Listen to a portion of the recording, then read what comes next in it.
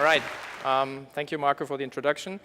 I'm happy to share in the next 10 minutes some insights on the future of retail as we see it. The insights are derived mainly from two activities we are pursuing. One is our blogs, excitingcommerce.de, the German one, done by Jochen Krisch, and our English version, earlymoves.com. And secondly, our NOAH conference, which we are organizing for the 6th year now, is called K5 Conference and took place the first time in Berlin this year with around 1,000 C-level participants. And I would like to kick off with the, with the picture of the year, which actually is displaying a local fashion retailer in Berlin picking and packing an order generated by Zalando. And this picture symbolizes the shift in the power game for retail landscape shaping from our point of view, because the landscape will be completely turned over not by the traditional incumbents, but by companies like Zalando and Co., which haven't been there for when you go back 10 years' time. If you look at the numbers 10 years back, what was big in e-commerce, then mainly 10 million euros or US dollars were seen as big. Now, today, we look at companies punching at a weight class at 1 billion euros and plus. And if you check the numbers, today you have more than 1,000 players between 10 and maybe 50 million euros in turnover. You have hundreds of companies turning over 100 million plus, and you have dozens of companies turning over 1 billion. And all these companies are online specialists. So we're not taking into account the portion of, for instance, Walmart. What are they doing online is like 13 to 14 billion US dollars. So it's huge, huge part. But as we see it, these players facing completely different challenges over the next years than the players which have entered the market in the recent years. And if you take a deeper look at the new billionaires club, as we call it, two things spring to mind. One is, on a broad scale, you have now access to public capital markets for these companies. And secondly, you have an ambition for these companies to go for 10 or even 20 billion euros turnover, as just proclaimed by Zalando for the next 5 years.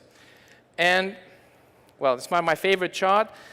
Is showing the stock price development of Amazon since the initial public offering in 1997.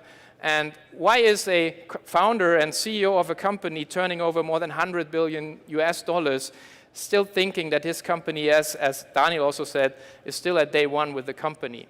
And this is, I tried to enlighten this a bit from our perspective and the insights we derived on our conference back in June. For one, you have completely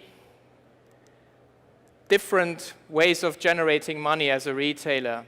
And you see on the left-hand side, it was all about physical goods distribution, picking, pricing, marketing the products, and then displaying and shipping it. But today, we are in the phase of where you have, as a retailer, lots of value-added bubbles.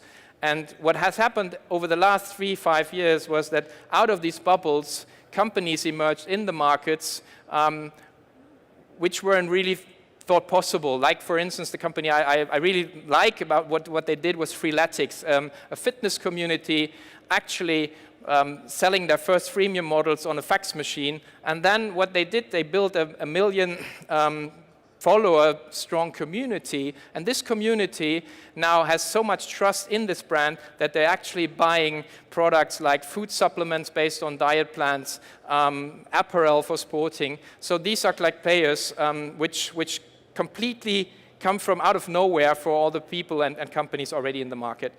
Second one, of course, one of the favorite examples is Zalando. Zalando, a company which after 6 years went public, and the CEO 2015, Robert Gens, just stood in front of his employees and said, look, I want to move this company from being dependent on a retail margin to a technology-driven company with multiple sources of income. And I think today came the quarterly results out and the profitability went up. So, I mean, correlation, causality, I don't know, but I think they are on a very attractive path as a company. The second one is vertical brands. One very interesting example is Schaltec, a company which is 10 years old, 130 million turnover, Berlin-based. But what they do is they develop, design, and produce products in Asia and shipping them to Europe. And they're using marketplaces like Amazon and eBay and doing this very, very successful and establishing completely new brands out of nowhere. Second one, just on stage, Pro7 Sat.1, another game from a media powerhouse to a online lead generation powerhouse, and now through M&A strategies, acquiring majority stakes in commerce players and brands, and then combining the marketing consumer access with the product side. So from our perspective, a very interesting approach into the market. And last but not least, marketplaces. Of course, everybody knows Zalando, eBay, Amazon.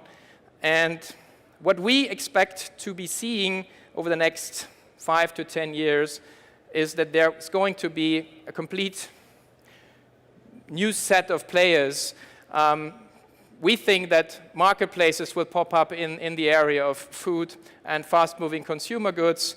Maybe, as we call it, inspirational shopping. Jochen always points out that women have a different approach of buying stuff, and there is no real cool and inventive solution yet. And all this we expect to be happening based on the marketplace approach. And yeah, coming back to it's still day one, we truly believe that this is the case, even though e-commerce is more than 20 years old. And that's why we came up with a product based on the idea that there is still huge value creation in the e-commerce sector. And that's why we designed the Global Online Retail Fund, a public product which everyone can buy online, investing only in public e-commerce companies. And well, currently it's very small, but it's a very nice niche market.